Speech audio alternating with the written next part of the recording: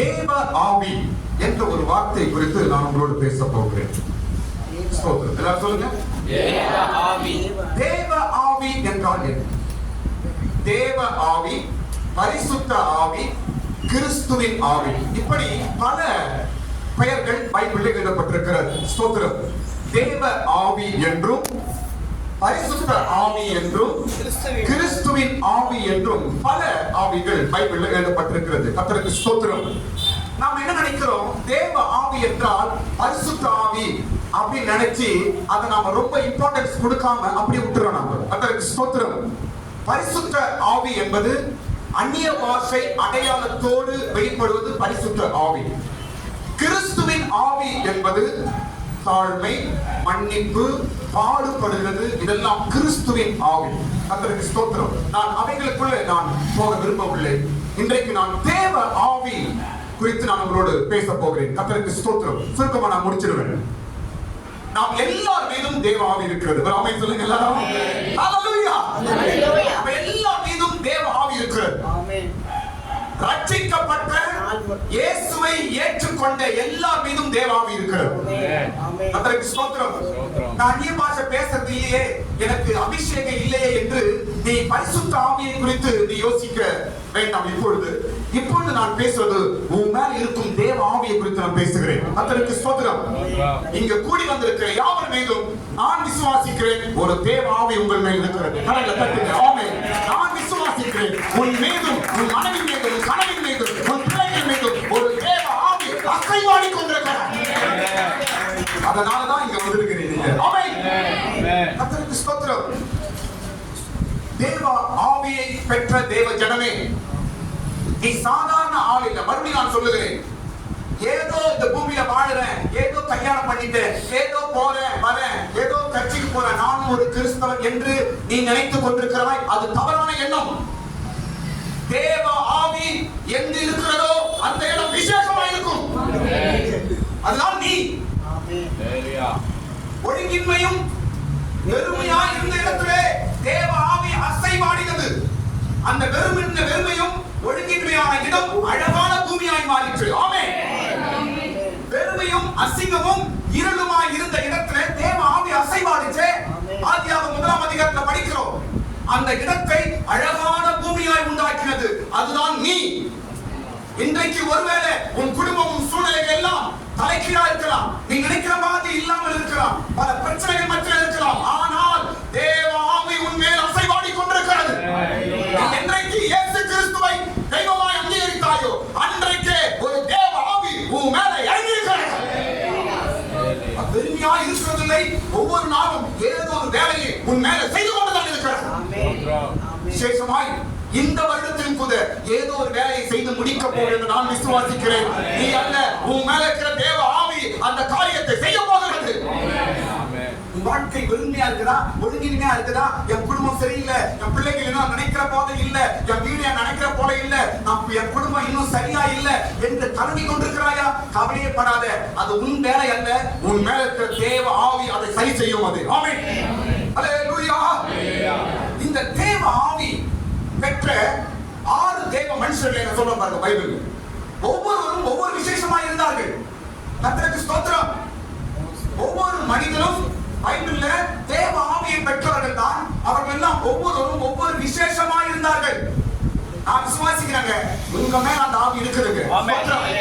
இயேசு கிறிஸ்துவை கடவுள் என்று சௌந்தர்யா சொன்னார், குமார் சொன்னார். இவரெல்லாம் ரட்சிக்கப்பட்ட அந்த நாளிலே எப்படி இருந்தார் ஐயா? சாராயம் பொருள் விட்டா இங்க சாராயம் காசு, இங்கே காசு தர வேண்டாம். அப்படி இருந்த ஆள் இன்றைக்கு ஒழுங்கானவராய், நேர்த்தியானவராய், ஒழுக்கமுள்ளவராய் இன்றைக்கு மாறி இருக்கிறார் என்றால் அவர் மேலுக்கு தேவ ஆவிதான். கடவுளை தட்டு வாழ்க்கையும் சரியாய் மாற்றுவார். ஒழுங்கின்மையா இருக்கிற உன் குடும்பத்தை மாற்றுவார். ஒழுங்கின்மையா இருக்கிற உன் பிள்ளைகளை மாற்றுவார். சீர்கெட்டு இருக்கிற உன் நிலவரத்தை மாற்றுவார். ஸ்தோத்திரம். நாம் அல்ல, நம்ம மேல இருக்கிற தேவ ஆவி அதை செய்யும். ஹல்லேலூயா. 6 தேவ மனுஷர்களை பைபிள்ல நாம் படிக்கிறோம். நம்பர் 1 யோசேப்பு. தேவ ஆவி பெற்ற மனிதன் யோசேப்பு விசேஷமா இருந்தான். எப்படி? சொப்பனத்துல அர்த்தம் சொல்ற ஒரு ஞானம் உள்ளவனாய் இருந்தான். கர்த்தருக்கு ஸ்தோத்திரம். அதுல ஒரு ஆள் தான் நீங்க நானும். ஆமென். கர்த்தருக்கு ஸ்தோத்திரம். நான் சொல்ல பாருங்க, என்றைக்கு நீங்க பைபிளை கையில தூக்குனீங்களோ அன்றைக்கே அந்த ஆவி உங்களை விசேஷமான ஆளாய் மாற்றத்துக்கு வேலை ஆரம்பிச்சிருச்சுங்க. அன்றைக்கே அந்த வேலை ஆரம்பமாகிவிட்டது. சீக்கிரத்தில் அந்த வேலையை உன் வாழ்க்கையிலே தேவ ஆவி செய்து முடிக்கும். ஸ்தோத்திரம். நான் பரிசுத்த ஆவியை பற்றி நான் பேச வரல, நான் தேவ ஆவியை பற்றி பேசுகிறேன். ஸ்தோத்திரம். இங்கே ஒரே ஒரு பரிசுத்தாவை பெற்றோர் இருக்கிறோம், பெறாதவர்கள் இருக்கிறோம். அது வந்து இரண்டாவது விஷயம். இன்னைக்கு நான் பேசுவது எல்லார் மீதும் தேவ ஆவி உள்ளவர்களாக நம்ம உட்கார்ந்து கொண்டிருக்கிறோம். ஆமென். கர்த்தருக்கு ஸ்தோத்திரம். கிறிஸ்துவை தெய்வமாய் அங்கீகரிக்கிற சகோதரனே சகோதரியே, உன்மேல் ஒரு தேவ ஆவி இருக்கிறது என்று இந்த வருஷத்தின் ஆரம்பத்தில் ஆண்டவர் பேசுகிறார். கர்த்தருக்கு ஸ்தோத்திரம். நம்பர் 1, யோசேப்பு விசேஷமானவனாய் இருந்தான். சாதாரண ஒரு ஆள், ஆடு மேய்க்கிறவன், சகோதரனால் படைக்கப்பட்டவன், குடிய தள்ளப்பட்டவன், விசேஷமானவனாய் மாறினான். காரணம், அவன் மீது தேவ ஆவி இருந்தது. ஸ்தோத்திரம். உன் வாழ்க்கையில் கூட தேவ ஆவி காரியங்களை செய்யும் என்பதை நான் விசுவாசத்தோடு பேசுகிறேன். ஸ்தோத்திரம். இந்த 2025 வருஷம் நீங்க நினைக்க வேண்டியது, என் மேல ஒரு தேவ ஆவி இருக்கிறது, என் மேல ஒரு தேவ ஆவி இருக்கிறது, நான் அல்ல, என் மேல இருக்கிற தேவ ஆவி அதை செய்யும் என்று நம்புங்கள் நீங்கள். ஆமென். இரண்டாவது நபர் யார் தெரியுமா? இரண்டாவது நபர் எலியா. எலியா பரலோகத்திலிருந்து அக்கினி இறக்கிற மனுஷனாக இருந்தான். அவன் ஒரு விசேஷமானவன். ஆமென். ஸ்தோத்திரம். பரலோகத்திலிருந்து அக்கினி இறக்கக்கூடிய விசுவாசம் உள்ளவனாக இருந்தான் எலியா. அவன் ஒரு விசேஷமான ஒரு மனிதனாய் காணப்பட்டான். ஆமென். ஸ்தோத்திரம். அதுல ஒரு ஆள் தான் நம்பும். ஆமென். இன்றைக்கு என் மேல தேவ ஆவி இருக்கிறது ஒரு திட நம்பிக்கையோடு இருந்து போங்க. மூன்றாவது நபர் யார் தெரியுமா? தாவீது. தாவீது யுத்தத்தில் விசேஷமாக இருந்தான். அவன் யுத்தம் செய்கிறவனாய் இருந்தான். அது ஒரு ஸ்பெஷலிஸ்ட். ஸ்தோத்திரம். அதே தேவ ஆவி தான் இன்றைக்கு நம்ம மேல இருக்கிறது. ஸ்தோத்திரம். ஒருவேளை தேவன் யோசேப்பை போல விசேஷமானவராய் மாற்றுவார். ஒருவேளை உன்னை, ஆமென், ஸ்தோத்திரம், ஒருவேளை உன்னை எலியாவை போல விசுவாசமுள்ளவனாய் ஆண்டவர் மாற்றுவார். ஒருவேளை உன்னை தாவீதை போல பல யுத்தங்களை செய்கிற விசேஷமானவனாய் உன்னை மாற்றுவார் தேவன். கர்த்தருக்கு ஸ்தோத்திரம். உன் மேல இருக்கிற தேவ ஆவியை நீ விசுவாசிப்பாயாக. ஸ்தோத்திரம். ஏதோ ஒரு விசேஷமான ஒரு ஆவி, ஏதோ விசேஷமான ஒரு வல்லமை உன் மேல இருக்கிறது. ஸ்தோத்திரம். அதுதான் இந்த நாள் வரைக்கும் உன்னை நடத்தி கொண்டிருக்கிறது. இந்த நாள் வரைக்கும் உன்னை பாதுகாத்துக் கொண்டிருக்கிறது. இந்த நாள் வரைக்கும் உன்னை ஒரு வேறு விதமாய் நடத்தி கொண்டிருக்கிறது.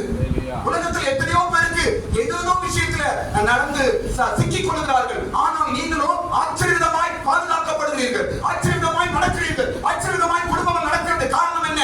என் மேல் இருக்கும் தேவ ஆவியானவர் தான். ஹல்லேலூயா. ஸ்தோத்திரம். நான்காவது தானியேல். அவன் மேல ஒரு தேவ ஆவி இருந்தது. அவன் எப்படி இருந்தான்? ஜெபிக்கிற மனிதனாய் இருந்தான். ஒவ்வொரு ஆளும் ஒரு ஸ்பெஷலிஸ்டா இருக்கிறாங்க. ஸ்தோத்திரம். நான் சொல்றேன், நீங்க சாதாரண ஆளே கிடையாதுங்க. அந்த மைண்ட ஃபர்ஸ்ட் எடுத்து போடுங்க. 100ல 1 கிடையாது. நீதான் நம்பர் 1. கையா தட்ட. நீதான் நம்பர் 1. நீதான் நம்பர் 1. உன் மேல இருக்கிற தேவ ஆவி உன்னை விசேஷமானவனாய் மாற்றும். உன் குடும்பத்துல, உன் சொந்த மதத்துல நீதான் நம்பர் 1. ஆமென். உன் சமுதாயத்துல நீதான் நம்பர் 1. நீ வேலை செய்கிற இடத்துல நீதான் நம்பர் 1. எப்படி? என் மேல இருக்கும் தேவ ஆவி. நான் மனுஷமா இருக்கலாம், நான் பலவீனமா இருக்கலாம், நான் சாதாரண ஆளா இருக்கலாம், எனக்கு என்னோட குறைகள் எல்லாம் காணப்படலாம். ஆனாலும் ஒரு தேவ ஆவி என் மீது அசைவாடி கொண்டிருக்கிறது. நான் போகும்போது என்னோடு கூட வருது, என் குடும்பத்தில் இருக்கும்போது என்னோடு வருது, நான் பிரச்சனை இருக்கும்போது என் கூட இருக்குது. எல்லா சூழ்நிலையிலும் அந்த தேவ ஆவி என்னோடு என் மீது அசைவாடி கொண்டிருக்கிறது. ஆமென். ஐந்தாவது நபர் யார்? ஐந்தாவது நபர் யார் என்றால் சீஷர்கள். இயேசுவின் சீஷர்கள் படிப்பே இல்லைங்க. அவங்களுக்கு கையை கழுவிட்டு சாப்பிடணும் கூட தெரியாது அவங்களுக்கு. அந்த அளவுக்கு ஞானம் இல்லாதவர்கள் போதிக்கிறவராய் மாறினார்கள். பைபிள் எடுத்து படிக்கும் பொழுது, நிருபங்கள் ரோமர்ல இருந்து படிக்கும் பொழுது இவர்கள்லாம் எப்படி எழுதினார்கள் என்று ஆச்சரியமா இருக்கிறது. பேதுரு விசேஷமா எழுதுகிறான். பவுலே சொல்றாரு, பேதுரு எழுதுற புத்தகத்தை சில விஷயங்கள் புரிந்து கொள்ள முடியல என்று பவுல் சொல்லுகிறார். அப்படி ஒரு விசேஷமானவனாய் மாறினார். யாரு? பேதுரு. யாரவன்? மீன் பிடிக்கிறவன், அறிவில்லாதவன். காரணம் தேவ ஆவி. அவன் மீது இருக்கும் தேவ ஆவி போதிக்கிறவனாய் மாறினான். ஸ்தோத்திரம். கர்த்தருக்கு ஸ்தோத்திரம். இன்றைக்கு இங்கிருந்து நீங்க நான் ஒரு விசேஷமான என்ற மைண்டோட இருந்து நீங்க போங்க. இன்றைக்கு ஆண்டவர் ஒரு மைண்ட் செட்டப் உங்களுக்கு தராரு. இன்னைக்கு ஸ்தோத்திரம். இதனால முடியாது, இது ஆகாது, இந்த பிரச்சனை இதனால வெளியே வர முடியாது என்ற ஒரு மைண்டை நீங்க எடுத்து போடுங்க. ஒரு தேவ ஆவியான உங்க மேல விசேஷமான காரியங்களை செய்ய போகிறார். ஹல்லேலூயா. ஸ்தோத்திரம். கடைசி ஆறாவது நபர் யார் தெரியுமா? எஸ்தர். ஆறாவது நபர் யாருங்க? சாதாரண ஒரு பொண்ணுங்க, சாதாரண ஒரு பொண்ணு, மொர்தெக்காயோட அண்ணன் பொண்ணு, சாதாரண ஒரு பொண்ணு. அது போய் ராஜ அரண்மனையில ராணியாக மாறிட்டு ராஜாவுக்கு ஏற்ற ஞானமாக வேலை செய்து எங்கிருந்து வந்துச்சு இந்த ஞானம்? எங்கள் ஜனங்களெல்லாம் காப்பாற்ற வேண்டும் என்று ஒரு விசேஷமான அறிவுள்ளவராய் மாறினார் எஸ்தர். சாதாரண ஒரு பொண்ணுங்க, சாதாரண குடும்பத்துல வந்த ஒரு பொண்ணுங்க, அந்த அளவுக்கு இல்லங்க. ஆனால் ராஜாவின் ரூல் அதிகாரம் செய்கிற ஒரு அறிவு எங்கிருந்து வந்தது? தேவ ஞானம். கர்த்தருக்கு ஸ்தோத்திரம். Praise the Lord.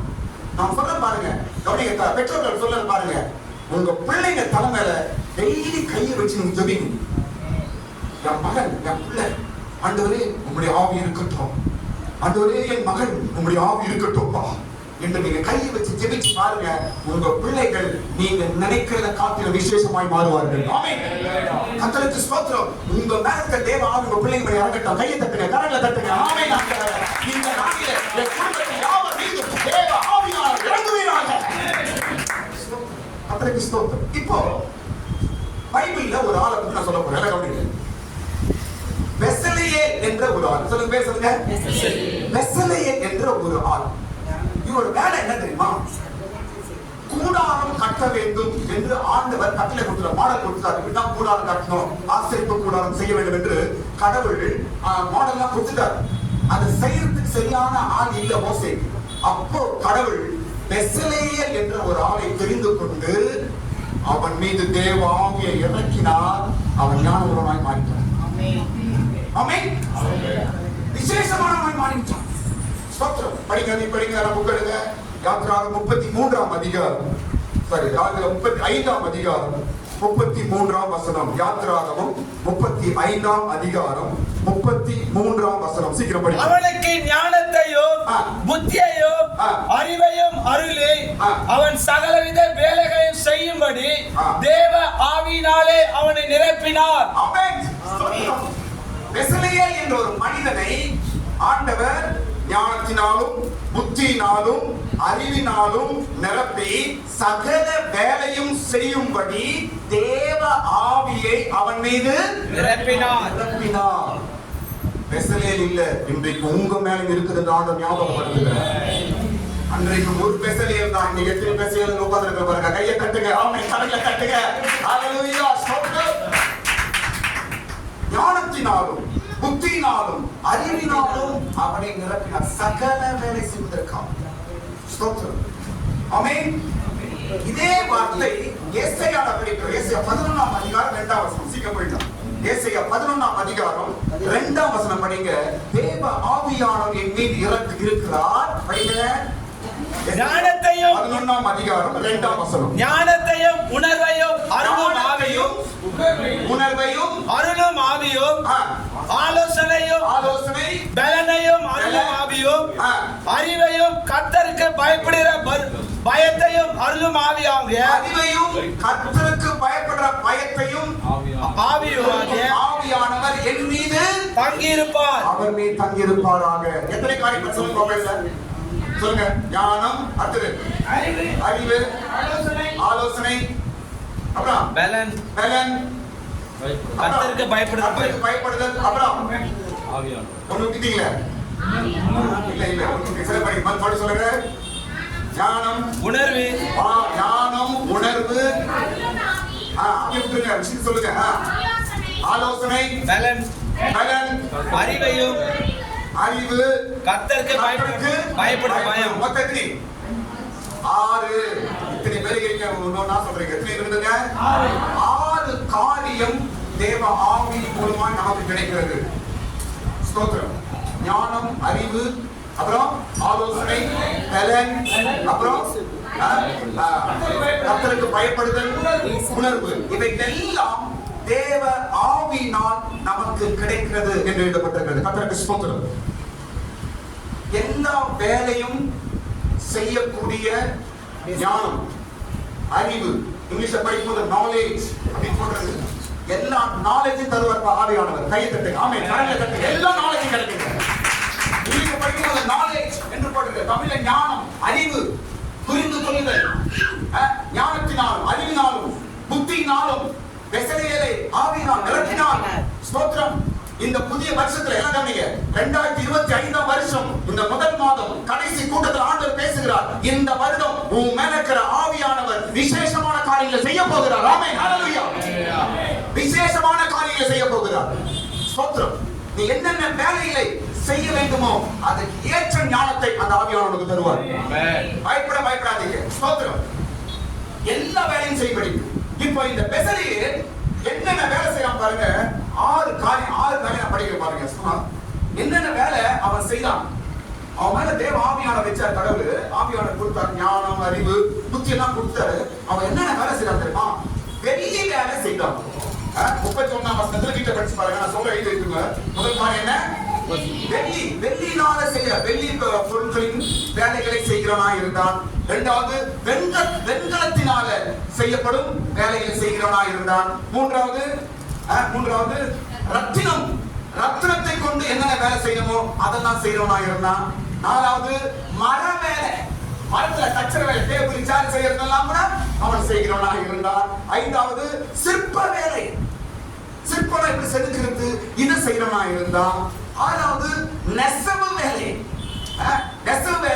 எம்ப்ராய்டரி பண்றது இதெல்லாம் பண்ணுவானா. மொத்த எத்தனை காரியம்? ஒரு 7 வேலைகளை அவன் செய்திருக்காங்க. அந்த காலத்துல அவன் செய்திருக்கிறாங்க 7 விதமான வேலைகள் அவன் செய்திருக்கிறான். கர்த்தருக்கு ஸ்தோத்திரம். வெள்ளி பொருட்கள் எப்படி வேலை செய்யறாம, வெண்கலத்துல எப்படி வேலை செய்யறாம, ரத்தினத்தை கொண்டு எப்படி வேலை செய்யறாம, அப்புறம் மர வேலை எப்படி செய்யறாம, ஸ்தோத்திரம், சிற்ப வேலையை செய்யறான். அப்புறம் நெசவு வேலை, எம்ப்ராய்டிங் வேலை இதெல்லாம் செய்யறான். ஸ்தோத்திரம். சாதாரண ஒரு ஆளுங்க. ஸ்தோத்திரம்.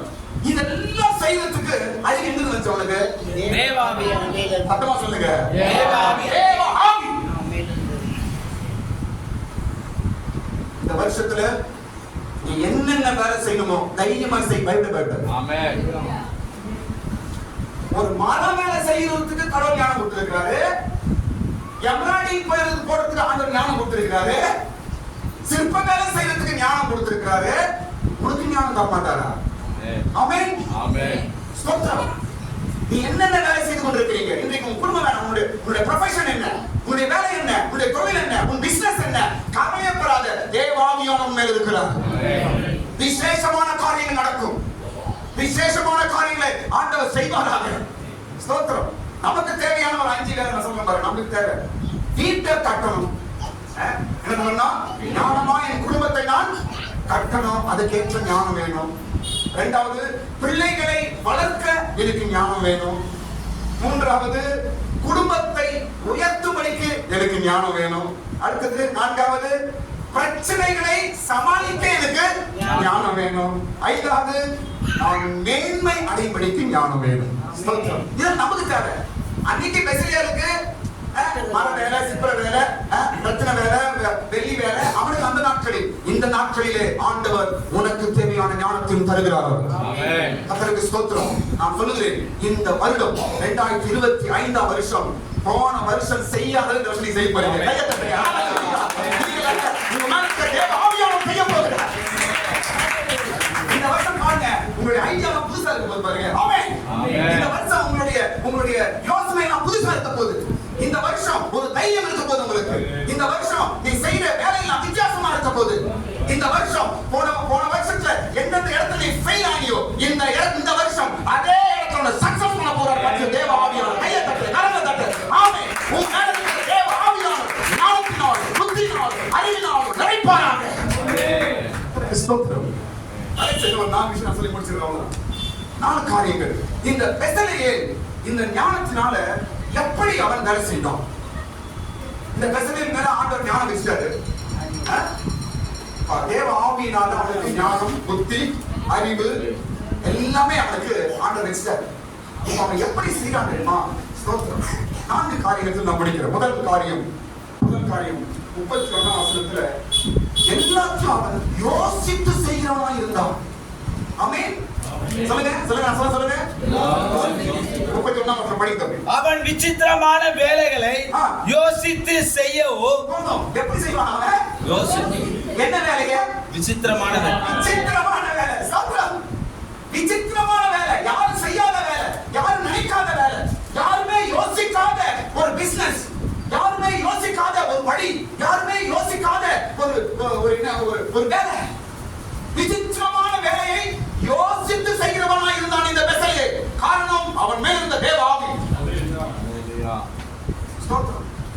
சொல்ல கவனிக்க பாருங்க.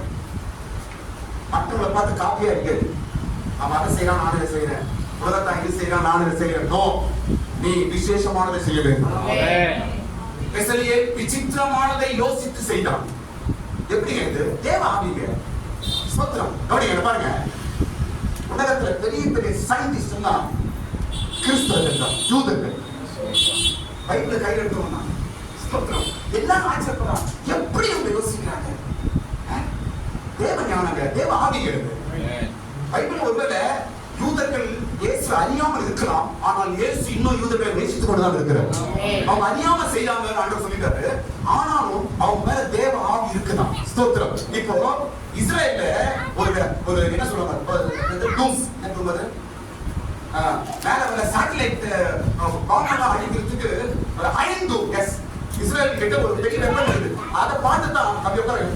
அதை பார்த்து தான் எல்லா நாடும் பயப்படுதுங்க. என்ன கவனிங்க, எல்லா நாடும் இஸ்ரேலை பார்த்து பயப்படுறதுக்கு ஒரு ஆயுதம் இஸ்ரேல் கிட்ட இருக்கு, அயன் டூம். அந்த அயன் டூம் என்ன பண்ணுமா, அவன் நாட்டுக்கு எந்தெந்த வெடிகுண்டு எந்தெந்த மிசைல் வருதோ அதை அதுவே ஆட்டோமேட்டிக் அடிச்சு கொடுக்கணும். அது இருக்கிறதுனால எல்லா கண்ட்ரியும் இஸ்ரேலை பார்த்து பயப்படுறாங்க. எல்லாம் எப்படா கண்டுபிடிச்சாங்க, எப்படி கண்டுபிடிச்சாங்க, எப்படி இதோட டெக்னிக் நமக்கு தெரிய மாட்டேங்குது, இதோட டெக்னாலஜி எப்படி அந்த எல்லா நாடுகளும் எதிர்பார்க்கிறார்கள், அதை எப்படியாவது கண்டுபிடிக்கணும். அந்த அயன் டூம் அடிச்சு உடைச்சா இஸ்ரேலை நம்ம அடிக்க முடியும். ட்ரை பண்றா, முடியல. காரணம் இந்த ஞானம் தேவ ஆவியால் வந்தது. அயன் டூமை கண்டுபிடித்தது மாத்திரமல்ல, பல விஞ்ஞானம், பல பொருட்கள், பல காரியங்கள் இன்னைக்கு உலகத்தில் இருக்கிற எல்லா டெக்னாலஜியும் எல்லாம் ஜூயிஸ் கண்டுபிடிச்ச டெக்னாலஜி தான். கையை தட்டுங்க, கரங்களை தட்டுங்க. விசேஷமான ஆவி, விசித்திரமானதை செய்யும் தேவ ஆவி. விசித்திரமானதை யோசித்து செய்தான் இந்த பெசலியே. ஸ்தோத்திரம். ஆண்டவர் உன்னை கூட யாரும் யோசிக்காத ஒரு காரியத்தை உன்னை கொண்டு செய்வாராக. ஆமென். ஆமென். எல்லாரும் ஆச்சரியப்படுறாங்க. இது நம்மளுக்கு வரலையே இந்த ஐடியா, நம்மளுக்கு வரலையே இந்த யோசனை, இவங்களுக்கு மாத்திரம் எப்படி வந்தது, இவங்க எப்படி சக்சஸ் ஆயிட்டாங்க என்று உன்னை கண்டு ஆச்சரியப்படக்கூடிய ஒரு விசித்திரமான ஆவி உன் மேல் இருக்கிறது. ஸ்தோத்திரம். அந்த ஒரு நம்பிக்கையோட இந்த வருஷத்தை நம்ம சக்சஸ் பண்ணணுங்க. 2025 நோ ஃபெயில், எல்லாமே சக்சஸ் தான். தேவ ஆவி இருக்கிறது, அதனால் நான் தோற்று போவதில்லை. ஹalleluya. ஒளிமின்மை, இருள் எல்லாம் சரியாயிடும், அருமையான பூமியாய் மாறும். ஸ்தோத்திரம். இன்றைக்கு ஒழுக்கின்மை, இன்றைக்கு நிலவரத்தை கண்டு நீ பயப்படாதீங்க. இன்றைக்கு சூழ்நிலையை காட்டு சாத்தான் நம்ம பயப்படுவான். பாத்தியா உன் குடும்பம் எப்படி, பாத்தியா உன் புள்ள, பாத்தியா எவ்வளவு ஜெபம் பண்ற, மாறல பாத்தியா என்று சொல்லி உன்னை பயம் காட்டுவான். இன்றைக்கு நிலவரத்தை நீ கண்டு கடங்காதே. ஆவியானவர் லேட்டர் செய்தாலும் லேட்டஸ்டா செய்வார், மேன்மையாய் செய்வார். கையை தட்டு. தேவன் பெரிய காரியங்களை செய்வாராக. ஆச்சரியமானது நடக்கும் வாழ்க்கை. ஸ்தோத்திரம். நேரம் வரும், தேவன் வாழ்க்கை அழகாய் மாற்றி விடுவார். நேரம் வரும், விசித்திரமான உன் வேலைகளை செய்ய ஒரு ஆளாக மாற்றி விடுவார். நேரம் வரும், உன் எண்ணங்கள் எல்லாம் ஆண்டவர் வித்தியாசமாய் மாற்றி விடுவார். நேரம் வரும், உன் கையின் பிரயாசங்கள் எல்லாம் ஆண்டவர் பல மடங்கு பெருக செய்வார். ஹalleluya. அப்படி ஒரு தேவ ஆவி நமக்கு இருக்கு. ஆமென். ஸ்தோத்திரம். உங்களை நம்பாதீங்க, உங்க மேல இருக்க தேவ ஆவியை நம்புங்கள். இரண்டாவது காரியம் யோசித்து செய்தான். இரண்டாவது, இந்த பெசலியே போதிக்கிறவனாய் இருந்தான். 34 வசனம் படிங்க. 34 வசனம். அவன் இருதயத்திலும் தான் கோத்திரத்து அகிசாமாவின் குமாரனாகிய அகோலியாவின் இருதயத்திலும் போதிக்கும் வரத்தை அருளினார். முதலாவது இந்த பெசலியே எப்படின்னா விசித்திரமானதை யோசித்து செய்யறவனா இருந்தான். ஆச்சரியமாய் செய்வானா இவன் செய்யறதுலாம். ஸ்தோத்திரம். ஸ்தோத்திரம். படிக்கல, யாரும் சொல்லி தரல, யாரும் அவருக்கு லீடர் இல்ல, யாரும் அவருக்கு கேப்டன் யாரும் கிடையாது. அவனுடைய பெசலியோட கேப்டன் யாருன்னா தேவ ஆவிதான். ஸ்தோத்திரம். இன்றைக்கு கூட யாரும் இல்லையே, யாரும் சொல்லி தரதுக்கு யாரும் இல்லையே என்று நினைக்காதீங்க. தேவ ஆவி உங்கள் மேல் இருக்கும். நான் விசேஷமா பிள்ளைகளுக்கு சொல்லுகிறேன், எங்க அப்பா அம்மா அந்த அளவுக்கு படிக்கல, எனக்கு யாரும் சொல்லிக் கொடுக்கறதுக்கு இல்லையே, எங்களுக்கு அந்த அளவுக்கு எங்களுக்கு என்கரேஜ் பண்றதுக்கு யாரும் இல்லை என்று பிள்ளைகள் நீங்கள் பயப்படாதீங்க. இன்றைக்கு ஆண்டவர் பேசுகிறார், உங்க மேல தேவ ஆவியானவர் இருக்கிறார். எதுக்கும் கவலைப்படாதுங்க, அவர் உங்களை விசேஷமாய் நடத்துவார். பிள்ளைகளுக்காக கையை தட்டுங்க, பிள்ளைகளுக்காக கையை தட்டுங்க. பிள்ளைகள் மீது தேவ ஆவி இருக்கிறது. விசேஷமான பிள்ளைகள், நம்முடைய பிள்ளைகள் எதிர்காலத்தில் வருவார்கள். இரண்டாவது, இவன் போதிக்கிறவனாய் மாறிட்டான். இவன் எப்படி மாறிட்டான்? போதிக்கிறவனாய் இருந்தான். மிக முக்கியம். போதனா உடனே பாஸ்டர் நினைச்சாரு. எனக்கு போதனா உடனே பாஸ்டர் தான் போதிப்பாரு அப்படி நினைக்காரு. இல்ல, நான் சொல்ற கவனிங்க.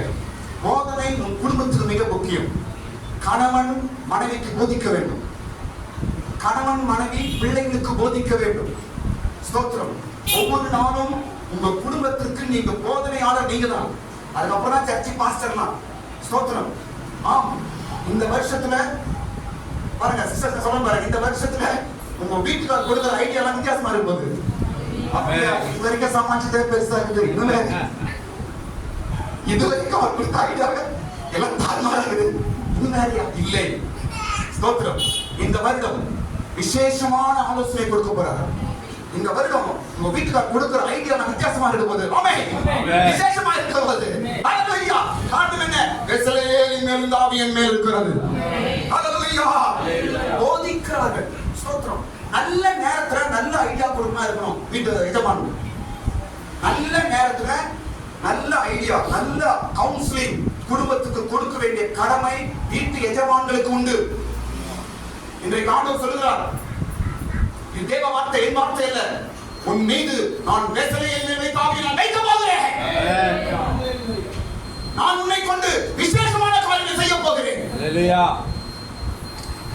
நானே உன் மீது இருக்கும் தேவ ஆவியானவர். உன்னை கொண்டு பல காரியங்களை நான் செய்ய போகிறேன். ஆண்டவர் பேசுகிறார். ஹalleluya. ஸ்தோத்திரம். விசேஷமான ஆவி, விசேஷமான ஒரு போதனை, விசேஷமான ஒரு ஆலோசனை இந்த வருஷத்துல உங்களை கொண்டு ஆண்டவர் பேச போறாரு. உங்க பிள்ளைகள் ஆச்சரியப்பட போறாங்க. எங்க அப்பா சொன்ன ஐடியா, எங்க அம்மா சொன்ன ஐடியா, பிள்ளைகள் ஆச்சரியப்பட போறாங்க. ஸ்தோத்திரம். போதிக்க கூடிய ஆவி பெத்லகேமின் ஆவி இன்னைக்கு போதிக்க வேணும். உங்க குடும்பம் மாற்றம் அல்ல. கவனிங்க, உங்க குடும்பம் மாற்றம் அல்ல. நீங்க சொல்ற நல்ல ஐடியாவை கேட்டு உங்க சொந்த பந்தம் உங்களோட கவுன்சிலிங் கேட்கணும். ஆமென். ஆமென். ஆமாங்க. ஸ்தோத்திரம். சொந்த பந்தம், அயல் அநேகர், ஐயா இது எப்படி பண்ணலாம், அம்மா இது எப்படி பண்ணலாம், கொஞ்சம் ஜாம் பண்ணி சொல்றீங்களா, கொஞ்சம் எனக்கு ஆலோசனை சொல்றீங்களா என்று கேட்கும் நேரம் வெகு தூரத்தில் இல்லை. தேவன் முன்னோடு இருக்கிறார் என்பதை காண்பிக்க போகிறார். Praise the Lord. விசேஷமான போதிக்கிற ஒரு ஆவியை ஆண்டவர் மேல வைக்கிறாங்க. ஸ்தோத்திரம். இந்த வருடம் 2025ஆம் வருஷம் நீங்கள் உங்க குடும்பத்திற்கு நல்ல ஆலோசனை கொடுக்கிற போதகராய் மாற போகிறீர்கள். நல்ல ஆலோசனை கொடுக்கிற தாயும் தகப்பனாய் நீங்கள் மாற போகிறீர்கள். நல்ல ஆலோசனை கொடுக்கிற ஒரு நல்ல முதிர்ந்த மூப்பர்களாய் நீங்கள் மாற போறீங்க. ஆமென். ஸ்தோத்திரம். அதெல்லாம் எப்படி நடக்கும்? மலர்கள் தேவ ஆவி செய்ய போறார். ஆமென். ஹalleluya. ஸ்தோத்திரம். யோசேப்பின் மேல் இருந்த தேவ ஆவி, எலியாவின் மேல் இருந்த தேவ ஆவி, தானியேலின் மேல் இருந்த தேவ ஆவி, தாவீதின் மேல் இருந்த தேவ ஆவி, எஸ்தர் மேல் இருந்த தேவ ஆவி, 12 சீஷர்கள் மேல் இருந்த தேவ ஆவி 2025ஆம் வருஷம் உன்மேலே இறங்குவதாக. உன்மேலே இறங்குவதாக. விசேஷமான ஆவி இறங்குவதாக. ஹalleluya. ஸ்தோத்திரம். இயேசுவின் நாமத்தினாலே, இயேசுவின் நாமத்தினாலே உன்னை கண்டு பரியாசம் செய்தவர்கள், உன்னை ஏளனமாய் பார்த்தவர்கள், உன் குடும்பம் உருப்படாது, உன் பிள்ளைகள் அவ்வளவுதான் என்று நினைத்து நகைத்தவர்கள் இந்த வருடத்திலே உன்னுடைய ஆலோசனை, உன்னுடைய யோசனையை கண்டு கலங்கி பயந்து நிற்பார்களாக. என் வார்த்தை இல்ல, பரிசுத்த ஆவியானவருடைய வார்த்தை. பெரிய காரியங்கள் நடக்கட்டும். ஸ்தோத்திரம். மூன்றாவது காரியம், இந்த பெத்லகேம் எப்படி ஒர்க் பண்ணாருன்னா, முதல் காரியம் யோசித்து செய்தாரு, விசித்திரமானதை யோசித்து பண்ணாரு. இரண்டாவது போதிக்கிறவராய் இவர் மாறிட்டாரு. மூன்றாவது யூகித்து செய்கிறவராய் மாறிட்டார். 35ஆம் வசனம் சீக்கிரம் படிங்க.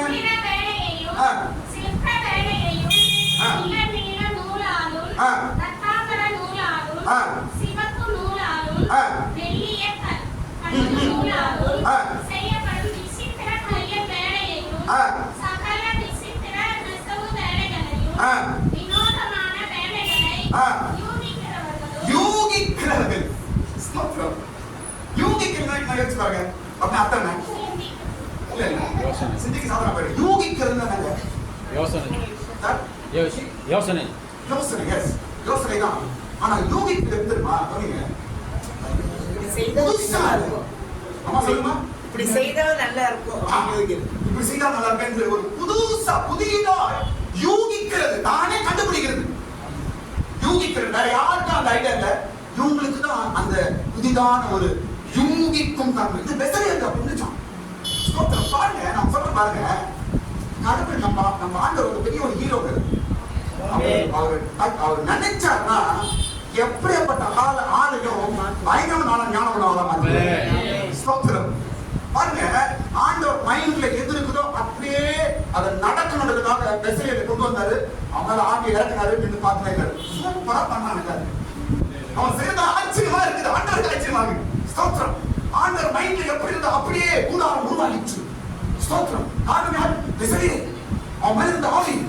ஸ்தோத்திரம். உன் குடும்பம் எப்படி மாற வேண்டும் என்று ஆண்டவர் நினைக்கிறாரோ அப்படியே உன்னை கொண்டு செய்வார் அவருடைய ஆவியினால். ஸ்தோத்திரம். ஆமென். அந்த ஆவி உங்க மேல இருக்குதுங்க. கவலைப்படாதுங்க. இதான் தனியார் ஆயிட்டேன் அப்படி இப்படி எதை யோசிக்காதீங்க. ஸ்தோத்திரம். இன்றைக்கு ஆண்டவர் பரிசுத்த ஆவியானவர் தெளிவா உங்களை பேசுகிறார், தைரியப்படுத்துகிறார், உன்னை மறுபடியும் ஞாபகப்படுத்துகிறார். உன் மீது என் ஆவி இருக்கிறது என்று சொல்லுகிறார். நான் என் ஆவியை உன் மீது வைத்திருக்கிறேன். அந்த ஆவி உனக்கு ஞானத்தை கொடுக்கும். அந்த ஆவி உனக்கு புத்தியை கொடுக்கும். அந்த ஆவி உனக்கு அறிவை கொடுக்கும். அந்த ஆவி உனக்கு விசேஷமானதை செய்யும்படிக்கு உனக்கு அது கிருபையை கொடுக்கும் என்று ஆண்டவர் பேசுகிறார். ஸ்தோத்திரம். யூகித்து செய்கிறவன் மாட்டான்.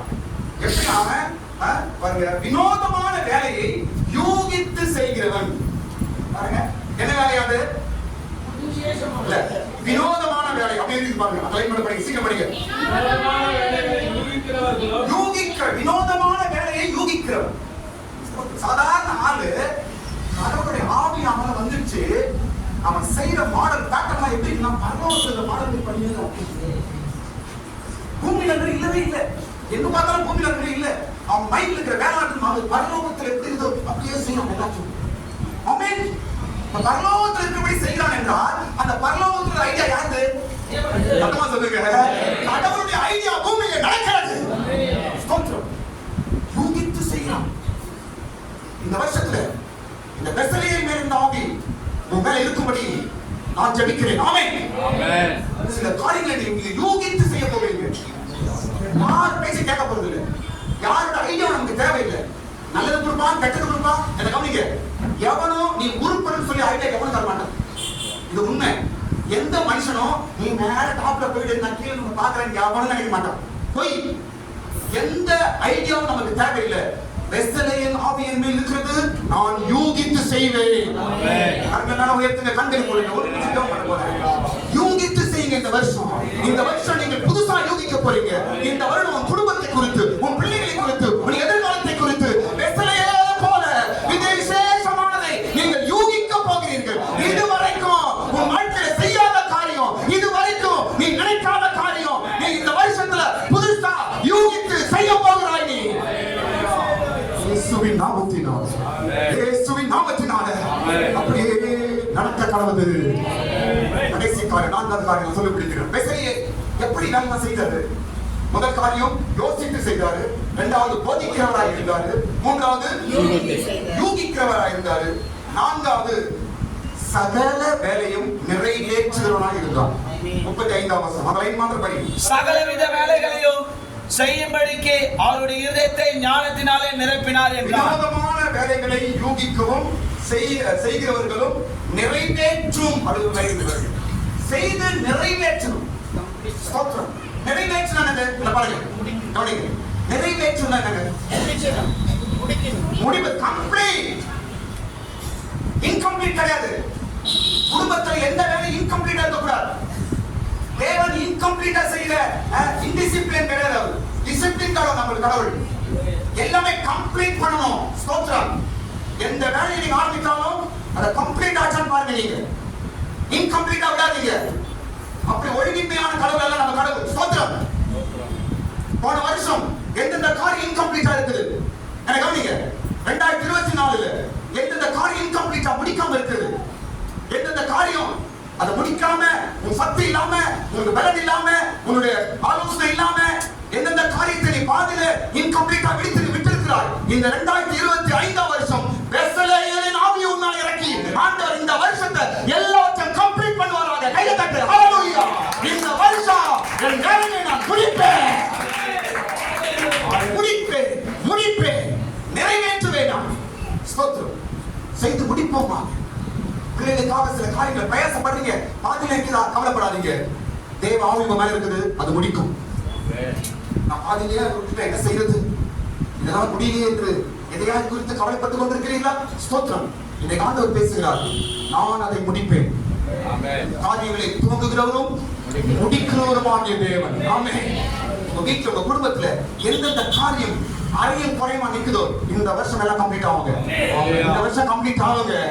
நீ நானும் அல்ல, நம்ம மேல இருக்க தேவ ஆவி செய்ய போகிறார்.